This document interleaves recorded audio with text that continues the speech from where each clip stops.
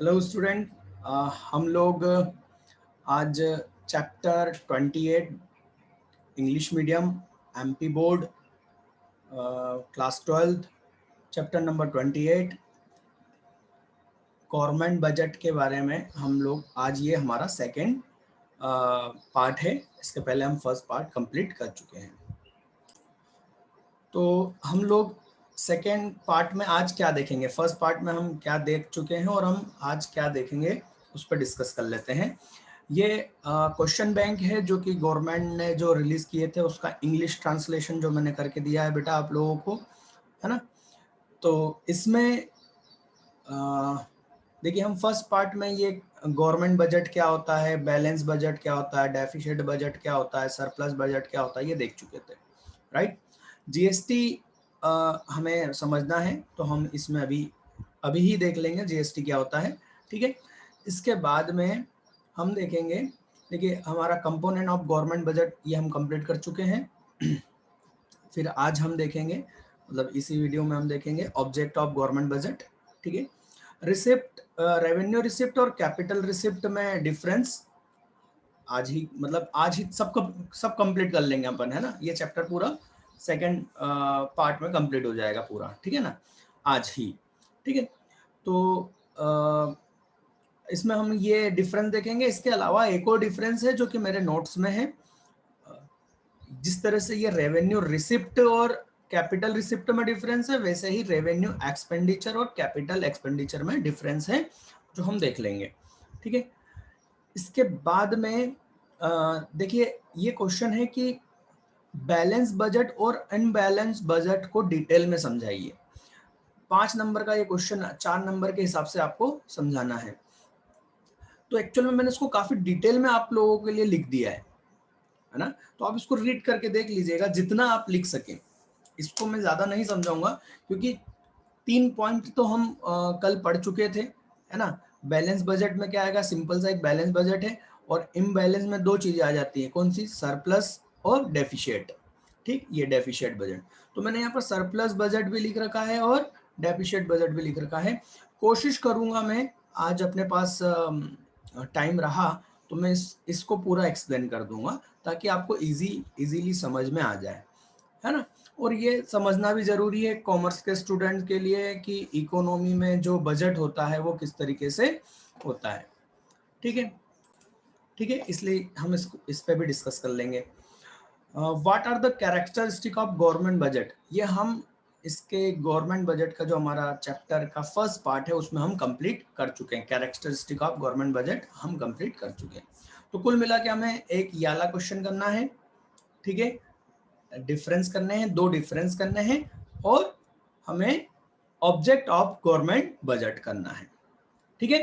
तो चलिए स्टार्ट करते हैं बेटा। सबसे पहले हम ये एक छोटा सा 2 नंबर का क्वेश्चन है, इसको समझ लेते हैं। Explain GST, goods and service tax क्या होता है। बहुत ही आसान है। देखिए इसके पहले, जीएसटी के पहले बहुत सारे इनडायरेक्ट टैक्स थे। उन इनडायरेक्ट टैक्स में क्या होती थी, कुछ न कुछ ड्रॉबैक्स थे, कमियां थी, लूप होल थे, जिस वजह से उन टैक्स में या तो क्या होती थी, टैक्स की चोरी भी होती थी, और दूसरा उनमें कंफ्यूजन काफी होता था, और तीसरा रीजन था कि टैक्स पर टैक्स लग जाता था। मतलब उन टैक्स जो थे उनमें बहुत सारी कमियां थी, जिस वजह से जीएसटी लाया गया, राइट। जीएसटी इनडायरेक्ट टैक्स है इंडिया में, राइट। डायरेक्ट टैक्स और इनडायरेक्ट टैक्स होते हैं 2 प्रकार के, ठीक है। हमने कल बात कर ली थी इस बारे में, इसके फर्स्ट पार्ट पे हम बात कर चुके हैं चैप्टर के। तो ये जीएसटी क्या है, इनडायरेक्ट टैक्स है, और जो काफी सारे जो पुराने टैक्स हैं उनको क्या करता है, रिप्लेस कर देता है। मतलब उन सबको हटाकर उन सब की जगह सिर्फ एक ही टैक्स लगाया गया, जीएसटी, गुड्स एंड सर्विस। मतलब जब आप गुड्स सेल करोगे तब उस पर टैक्स लगेगा, और जब आप सर्विस रेंडर करोगे, मतलब किसी को सर्विस दोगे, जैसे मैं आप लोगों को सर्विस दे रहा हूँ, हालांकि ये तो फ्री में है ना, यूट्यूब पे आप पूरा फ्री में पढ़ रहे हैं, बट यदि मान लो मैं इसका चार्ज लेता तो मेरे को मैं आपको आपसे क्या लेता, जीएसटी लेता, बट मैं नहीं लेता। बात को समझना, मैं को गवर्नमेंट ने मुझे गवर्नमेंट ड्यूटी देती कि क्योंकि आप सर्विस दे रहे हैं तो एंड यूजर से आप सर्विस टैक्स वसूल कर हमको जमा करो। मतलब वो सर्विस टैक्स मेरे पास नहीं आएगा, वो सर्विस टैक्स या जीएसटी किसके पास जाएगा, गवर्नमेंट के पास जाएगा। ठीक, तो इसका आखिरी में बर्डन किसके ऊपर पड़ने वाला है, मतलब इस जीएसटी को कौन पे करेगा, इस जीएसटी को कंज्यूमर पे करता है बेटा, राइट। कंज्यूमर एंड यूजर हमेशा याद रखना, सब बहुत इजी है, पर एक इसका मूल मंत्र है कि जीएसटी का बर्डन किसके ऊपर होगा, कंज्यूमर पर होगा, राइट। चलिए इसको आप रीड करके देख लेते हैं, जो मैंने कहा है लगभग वही यही है। GST is an indirect tax in India with it is origin, it has replaced many other indirect tax in India such VAT, CST, central excise duty, service tax and so। मतलब ऐसे कई सारे टैक्स को हटाकर इस GST को लाया गया है। The goods and service tax is value added tax। Value added tax का मतलब ये होता है बेटा कि मैंने, मान लीजिए मैं मैन्युफैक्चरर हूँ, राइट, मैंने कोई चीज 10 रुपए की कोई चीज बनाई है ना, मैं 10 रुपए का होलसेलर को बेचना चाह रहा हूं, तो इस पर मान लीजिए 10% क्या है, जीएसटी है। तो मैं 10 रुपए में मैंने जितना वैल्यू एडिशन करा है, मैं 10 मतलब इसको बनाने में मैंने कितना खर्च करा वो देखना पड़ेगा, ठीक है ना। इसको थोड़ा सा इस तरीके से समझिए, मान लीजिए 20 रुपए का प्रोडक्ट मैं बेच रहा हूँ, ये मेरे को कितने में पड़ा था, मतलब इसकी कॉस्ट कितनी थी, 10 रुपए थी, ठीक। 10 रुपए की चीज को मैं कितने में बेच रहा हूँ, 20 रुपए में। तो मैं कितना ज्यादा वैल्यू एडिशन कर रहा हूँ, 10 रुपए की चीज को 20 रुपए में बेच रहा हूँ, मतलब मैं 10 रुपए का वैल्यू एडिशन कर रहा हूँ। तो जीएसटी किस पर लगेगा, जो वैल्यू एडिशन हुई, जो ज्यादा कीमत बढ़ी है, तो 10 रुपए पर जीएसटी 10% के हिसाब से 1 रुपए लगेगा। तो मैं अब उस मार्केट में उसको कितने में बेचूंगा, 21 रुपए में बेचूंगा, इसको बोलते हैं वैल्यू एडेड।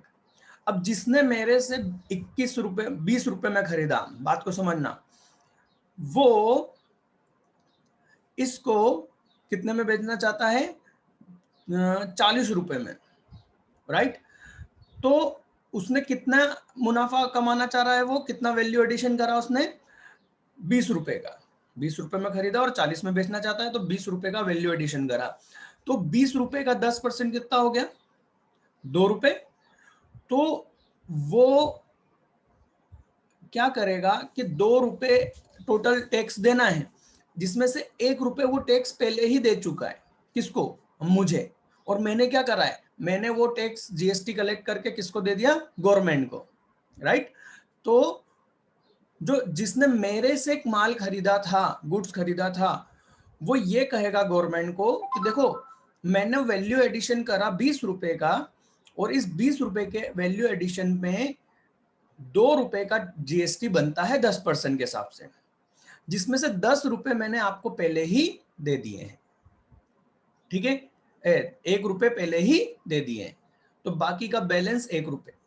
मतलब आप यहां ये देखिए कि यहां पर टोटल मिला के 40 रुपए पर कितना टैक्स लगना चाहिए था, 2 रुपए, तो 2 रुपए ही लगेगा, 30 रुपए 3 रुपए नहीं लगेगा। इसको वैल्यू एडेड टैक्स बोलते हैं, ठीक है।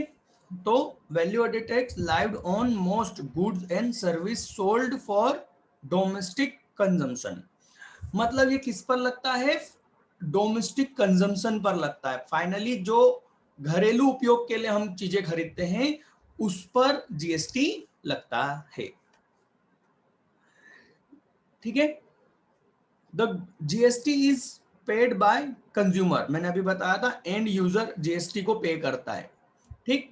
but it is remitted to the government by the business selling the goods and service। देखो मैंने क्या बोला, यदि मैं कंज्यूमर को गुड्स सेल कर रहा हूं तो एक्चुअल में बर्डन किसके ऊपर होगा, कंज्यूमर पर होगा। उसका मैं चार्ज किस पे करूंगा, उस कस्टमर से चार्ज करूंगा। और रेमिटेड, रेमिटेड मतलब उसको मैं पहुंचाने का काम, गवर्नमेंट तक पहुंचाने का काम किसका होगा, मेरा होगा।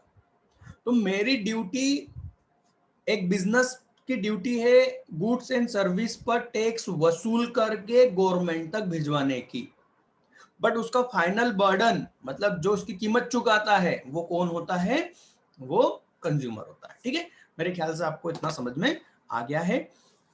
अब हम लोग देखेंगे अगला क्वेश्चन है what the main object of government budget. ठीक है, देखिए कल के बजट में कल के चैप्टर में हमने काफी कुछ देख लिया था। अब इसमें हमने ये कंपोनेंट ऑफ गवर्नमेंट बजट देख लिया था। ये यहाँ पर मैंने नोट्स में दे रखा है, पब्लिक एक्सपेंडिचर को डिटेल में समझा रखा है, डेफिशिएट बजट क्या होता है ये डिटेल में समझा रखा है। मैं एक हिंट में इसको समझा देता हूँ, क्योंकि ये देखिए यदि हमारे पास टाइम होता तो हम इसको डिटेल में समझते, बट ना तो ये क्वेश्चन बैंक में है ना, बट हमें इसको समझना जरूरी है क्योंकि एमसीक्यूज पूछ सकता है, इसलिए आप इसको रीड करके जरूर देख लीजिएगा। मैं इसको सिर्फ इसका कॉन्सेप्ट समझा देता हूँ। ठीक है, तो बजट डेफिशिएट का मतलब होता है बजट में क्या हो जाना, एक तरह से कमी, जैसे हमने यहाँ टाइप्स ऑफ बजट में देखा था, राइट। ये देखिए डेफिशिएट बजट का मतलब होता है रिसिप्ट का कम होना और एक्सपेंडिचर का ज्यादा होना, राइट। तो डेफिशिएट बजट भी कितने टाइप के हो सकते हैं वो हम देख रहे हैं। तो measures of budget deficit, right, budget घाटे का बजट, इसको हिंदी में बोलते हैं घाटे का बजट। तो एक होता है रेवेन्यू डेफिशिएट। रेवेन्यू डेफिशिएट का मतलब, अच्छा जो बच्चे डायरेक्ट इस सेकंड पार्ट को देख रहे हैं उनको कुछ भी समझ में नहीं आएगा, पहले इस चैप्टर का फर्स्ट पार्ट देखें तभी कुछ समझ में आएगा। और मैं जो हम फर्स्ट पार्ट में जो समझा चुके हैं उस बात को रिपीट नहीं करूंगा। आपको यदि रेवेन्यू और कैपिटल में डिफरेंस अभी भी समझ में नहीं आया है बेटा, पहले फर्स्ट पार्ट को देखिए, क्योंकि यहाँ आप देखेंगे बार बार revenue capital receipt and expenditure ऐसे वर्ड यूज हो रहे हैं, और इसको मैंने काफी डिटेल में फर्स्ट पार्ट में एक्सप्लेन करा है। ठीक है, तो देखिए रेवेन्यू डेफिशिएट का मतलब होगा रेवेन्यू में डिफरेंस, मींस रेवेन्यू रिसिप्ट और रेवेन्यू एक्सपेंडिचर। जब रेवेन्यू रिसिप्ट और रेवेन्यू एक्सपेंडिचर को कंपेयर करते हैं और रेवेन्यू रिसिप्ट कम आती है रेवेन्यू एक्सपेंडिचर से, तो उसको रेवेन्यू डेफिशिएट कहेंगे। ठीक है, इसका मतलब क्या हुआ, इसका मतलब हुआ कि रेवेन्यू का मतलब डेली रूटीन से डेली रूटीन से मतलब है डेली रूटीन की इनकम, डेली रूटीन के खर्चे। इसका मतलब ये है कि मान लीजिए आप एक बिजनेस कर रहे हैं और आपका डेली रूटीन के खर्चे में जैसे किराया आ गया, आपने जो अपने यहाँ लोगों को रख रखा है, एम्प्लॉयज को रख रखा है, वो उनकी सैलरी आ गई, बिजली बिल आ गया, पानी का खर्चा आ गया, ये सब क्या हो गए, रेवेन्यू एक्सपेंसेस हो गए। ठीक, अब रेवेन्यू इनकम क्या हो गई, जो भी आप प्रोडक्ट सेल कर रहे हैं उससे होने वाली इनकम रेवेन्यू इनकम हो गई। ठीक, तो रेवेन्यू डेफिशिएट का मतलब है कि आप इतना भी नहीं कमा पा रहे हो कि आप अपने डेली रूटीन के खर्चे निकाल पाओ। बात समझ में आ रही ना, डेली रूटीन के खर्चे रेवेन्यू एक्सपेंडिचर, और उस बिजनेस को चलाने से, ऑपरेट करने से होने वाली income, main income revenue receipt. तो आपकी रेवेन्यू रिसिप्ट कम है आपके रेवेन्यू एक्सपेंडिचर से, मींस आप जो बिजनेस कर रहे हो उस बिजनेस में आप उसी के खर्चे नहीं निकाल पा रहे हो, वो भी डेली रूटीन से रिलेटेड खर्चे नहीं निकाल पा रहे हो, जो कि सबसे गंदी बात है। आपको ऐसा बिजनेस नहीं करना चाहिए, क्योंकि आप तो अपने डेली रूटीन के खर्चे भी नहीं निकाल पा रहे हो। तो गवर्नमेंट के साथ में भी ऐसी सिचुएशन होती है, गवर्नमेंट के रूटीन खर्चे रूटीन इनकम से नहीं निकल पा रहे हैं। राइट। कई कई बार तो ऐसा सुना जाता है, देखो 100% नहीं कहा जा सकता, ऐसा सुनने में आता है कि बोले गवर्नमेंट के तो ऐसे मेन, आप कोई बहुत से ऐसे डिपार्टमेंट देखोगे बेटा गवर्नमेंट के, जहां सिर्फ खर्चा ही खर्चा है, इनकम तो है ही नहीं। जैसे आप गवर्नमेंट हॉस्पिटल को देखोगे, राइट, गवर्नमेंट हॉस्पिटल में डॉक्टर्स की सैलरी देखोगे, वहां का पूरा मैनेजमेंट का खर्चा देखोगे, राइट। अपन जाते हैं और कितने की स्लिप बनाते हैं, 10 रुपए की, राइट, और इतना सारा खर्चा। तो हमेशा आप ये समझ लो कि गवर्नमेंट हॉस्पिटल में रेवेन्यू डेफिशिएट होता है। मतलब गवर्नमेंट हॉस्पिटल से वो जो स्लिप बनाकर वो जो बेड होते हैं, अपन बेड का किराया देते हैं वहां पर, है ना, वो बेड का किराया और वो रिसिप्ट इतनी नहीं होती कि वहां उस गवर्नमेंट हॉस्पिटल को चलाने के जो खर्चे हैं वो दे पाए। तो ये एक तरह से क्या होता है, घाटा होता है, राइट। तो इसका इसका इम्प्लीमेंट इसका एक्चुअल में इम्पैक्ट क्या होता है, इसका इम्पैक्ट ये होता है, इसका इशारा ये होता है कि आप उस बिजनेस को या उस यूनिट को चलाने के मतलब आप सही ढंग से एफिशिएंट लेवल पर उसको ऑपरेट नहीं कर रहे हैं। ये तो बिजनेस की लैंग्वेज में बात है, पर गवर्नमेंट के इसमें तो कई चीजें ऐसी होती है, मतलब आप अपने डेली रूटीन के खर्चे भी नहीं निकाल पा रहे हैं, तो आप कर क्या रहे हैं, ठीक है। तो इसको बोलेंगे रेवेन्यू डेफिशिएट। अब आप क्या करते हैं, अपने डेली रूटीन के खर्चे निकालने के लिए आप क्या करेंगे, आप लोन लेंगे, आप कहीं ना कहीं से लोन लेंगे।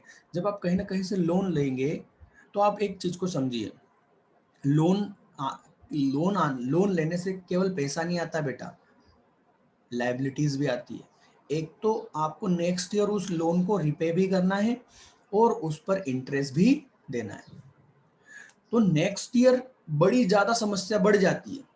क्यों? क्योंकि नेक्स्ट ईयर देखिए, एक तो इस ईयर आप इतना नहीं कमा पा रहे हैं कि इस इसको कमाने के लिए जो खर्चे किए जा रहे हैं उनको पूरा नहीं कर पा रहे हैं। मतलब रेवेन्यू एक्सपेंडिचर को पे करने के लिए रेवेन्यू इनकम ही नहीं है आपके पास।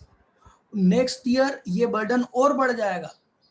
ये बर्डन इस प्रकार से बढ़ जाएगा कि जो आपने लोन लिया है उसका जो इंटरेस्ट है नेक्स्ट ईयर रेवेन्यू एक्सपेंडिचर हो जाएगा।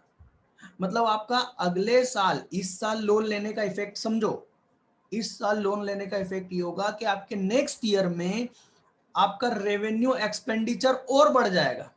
एक तो आप पहले ही इस साल, इस ईयर में आप अपना रेवेन्यू एक्सपेंडिचर को कवर नहीं कर पा रहे थे, उतना कमा नहीं पा रहे थे, उनको भरने के चक्कर में, उनको पेमेंट करने के चक्कर में आपने लोन ले लिया और वो लोन का इंटरेस्ट अगले साल आपके रेवेन्यू एक्सपेंडिचर को और बढ़ा देगा, आप फंस गए, राइट। तो ये इसका इंपैक्ट होता है, ठीक। फिस्कल डेफिशिएट, ये इसको आप इसमें हम देखो, fiscal deficit difference between the governments total expenditure and total receipt, ठीक, क्या छोड़कर, एक्सक्लूडिंग बोरोइंग। इसमें हमने टोटल रिसिप्ट, टोटल रिसिप्ट और टोटल एक्सपेंडिचर दोनों ले लिए। मतलब टोटल का मतलब, एक्सपेंडिचर का मतलब रेवेन्यू एक्सपेंडिचर और कैपिटल एक्सपेंडिचर दोनों आ गए। टोटल रिसिप्ट में कैपिटल रिसिप्ट और रेवेन्यू रिसिप्ट दोनों आ गई, बस क्या नहीं आई, बोरोइंग को छोड़ दिया जाए, उधार को छोड़ दिया जाए, तो उसको हम बोलेंगे फिस्कल डेफिसिट, ठीक है, ये यहाँ पर लिखा हुआ है। इसके बाद में आता है प्राइमरी डेफिशिएट। प्राइमरी डेफिशिएट में हम क्या छोड़ देते हैं, फिस्कल डेफिशिएट में से माइनस कर दीजिए इंटरेस्ट का पेमेंट, तो वो प्राइमरी डेफिशिएट होगा, ठीक। तो ये रहे यहाँ पर तीनों डेफिशिएट के 3 टाइप, ठीक है। जरूर रीड कीजिएगा, एमसीक्यूज बन सकते हैं इसमें से, ठीक है। चलिए अब हम ध्यान देंगे कि क्वेश्चन बैंक में क्या क्या दिया गया है। तो क्वेश्चन बैंक में हमें जो करना है वो है objective of government budget. Object of government budget का मतलब है भाई गवर्नमेंट अपना बजट क्यों बनाती है, राइट। बजट से ऐसा वो क्या करती है, राइट, हमें वो लिखना है। देखो, redistribution of income and wealth, actual में हमारी गवर्नमेंट है ना रॉबिन हुड है। हमारे गवर्नमेंट या किसी भी देश की, किसी भी कंट्री की जो गवर्नमेंट होती है वो बजट के थ्रू रॉबिन हुड का काम करती है। अब रॉबिन हुड कौन था? रॉबिन हुड था ऐसा व्यक्ति जो अमीरों से पैसा लूटकर किसको देता था? गरीबों में बांटता था। तो यहाँ पूरी तरीके से रॉबिन हुड कहना अच्छी बात नहीं है, क्योंकि वो लूट मतलब डकैती करता था, राइट। हमारी गवर्नमेंट डकैती नहीं करती, ठीक है। तो पूरी तरह से तो रॉबिन हुड वाला काम नहीं है। अब इसका मतलब समझो, ये क्या हुआ? अमीरों से पैसा लो और किस में दे दो? गरीबों में दे दो। Redistribution of income and wealth. मतलब क्या हो रहा है कि अमीर अमीर होते जा रहा है, गरीब गरीब होते जा रहा है। तो मनी का क्या हो रहा है? सेंट्रलाइजेशन हो रहा है, मतलब कुछ ही लोगों के हाथ में पैसा चला चला जाता है। तो गवर्नमेंट क्या करती है? गवर्नमेंट जो अमीर होते जा रहे हैं उन पर ज्यादा से ज्यादा टैक्स लगाकर उनकी जो इनकम है उसमें से कुछ हिस्सा निकाल कर उन लोगों को दे देती है जो लोग उतना पैसा नहीं कमा पा रहे अपने जीवन को जीने के लिए। जैसे मान लीजिए मेरी इनकम है 10 लाख रुपए साल की, मान लीजिए, है ना। तो 10 लाख रुपए का 30% गवर्नमेंट, 30% कितना होगा? 10 लाख का 30% 3 लाख, राइट। 3 लाख गवर्नमेंट मेरे से लेके किसको दे देगी? गरीबों की वेलफेयर में उसको यूज करेगी। अब बात को समझो, मेरी इनकम कितनी हुई? 10 लाख। उसमें से 30% कितना? 3 लाख गवर्नमेंट ने मेरे से ले लिया। तो मेरे पास में एक्चुअल इनकम कितनी हुई? मेरी एक्चुअल इनकम तो 7 लाख हुई, जिसे मैं अपने लिए खर्च कर सकता हूं या बचा सकता हूं। बात समझ में आ रही? तो इस तरीके से गवर्नमेंट ने टैक्स लगाकर, इनकम टैक्स लगाकर मेरी इनकम को क्या करा?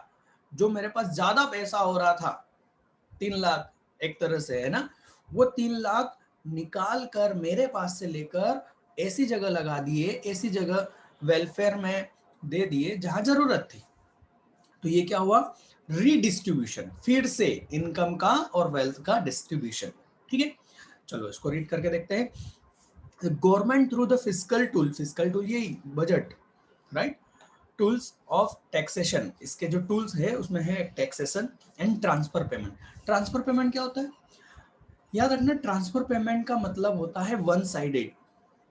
मतलब देखिए, आप दुकान पर जाते हैं, आपने 12 रुपए का मैगी का पैकेट लिया, तो आपको 12 रुपए का मैगी का पैकेट मिला और आपने 12 रुपए दिए।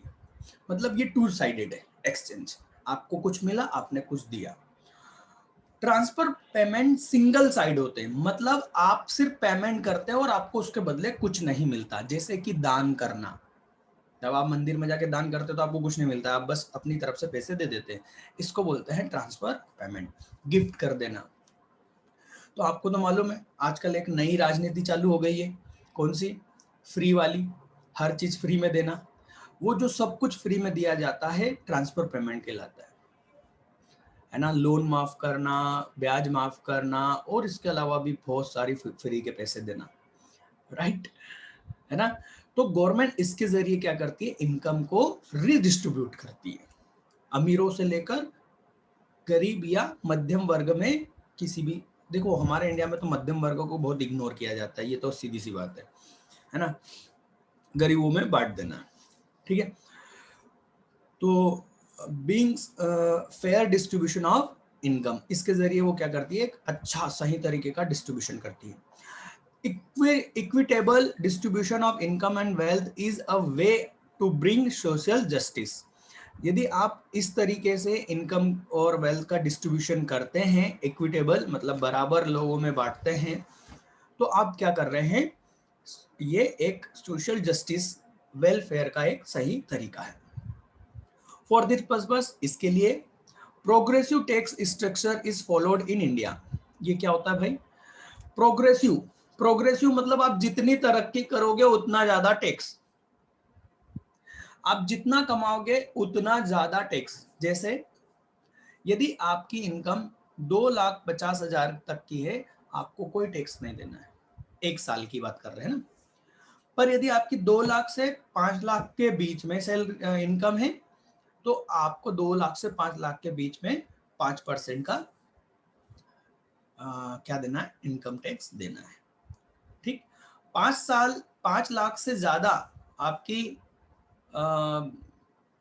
5 लाख से ज्यादा आपकी इनकम यदि 10 लाख पर है, तो आपको 20% देना है, और 10 लाख से ज्यादा है तो आपको कितना देना है, 30% देना है। तो आप देख रहे हैं जैसे जैसे इनकम बढ़ती जा रही है, परसेंटेज बढ़ते जा रहा है।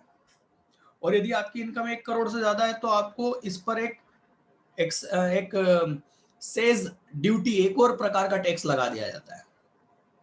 तो कहने का मतलब ये है कि जितनी ज्यादा आप पैसा कमाओगे, आपसे उतना ज्यादा टैक्स वसूल किया जाएगा, ताकि इनकम का सही डिस्ट्रीब्यूशन किया जा सकते, आप ही के पास नहीं सारा पैसा चला जाए, राइट। इसलिए यहाँ पर प्रोग्रेसिव टैक्स स्ट्रक्चर, ये जो बढ़ती हुई इनकम पर बढ़ता हुआ टैक्स रेट प्रोग्रेसिव कहलाता है। ठीक है, सेकेंड पॉइंट है रीअलोकेशन ऑफ रिसोर्सेस। रीअलोकेशन ऑफ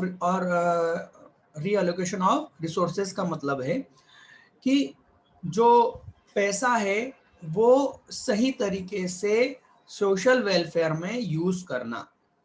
देखो, the government of a country through it's budgetary policy, मतलब ये जो बजट बनाते हैं, है ना, और उसकी जो पॉलिसीज बनाते हैं, उसके जरिए direct the allocation of resources, जो भी रिसोर्सेज हैं उनके पास में, पैसे का जो भी साधन है, पैसा है और भी साधन है, उनको वो इस तरीके से अलोकेट करते हैं in the manner such that there is a balance between goal of profit maximisation and social welfare.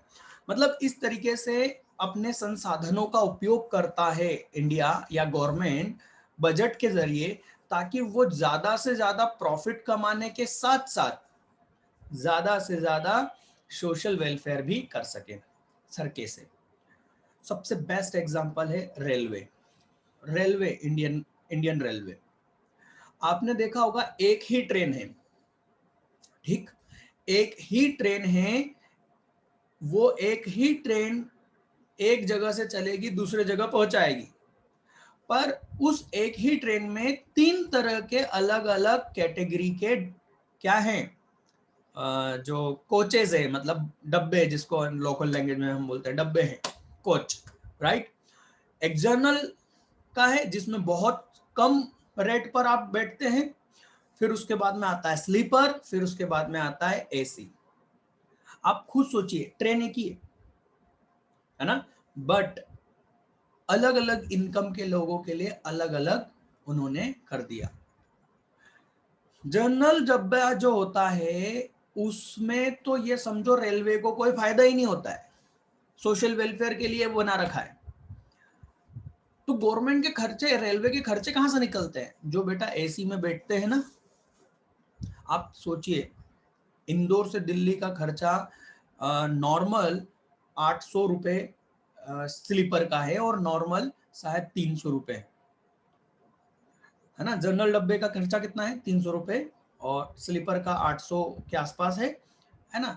और थर्ड एसी का कितना है, 1800 रुपए। सेकेंड एसी का कितना है, शायद 3000। फर्स्ट एसी का कितना है, शायद 4000, राइट। बात समझ रहे। तो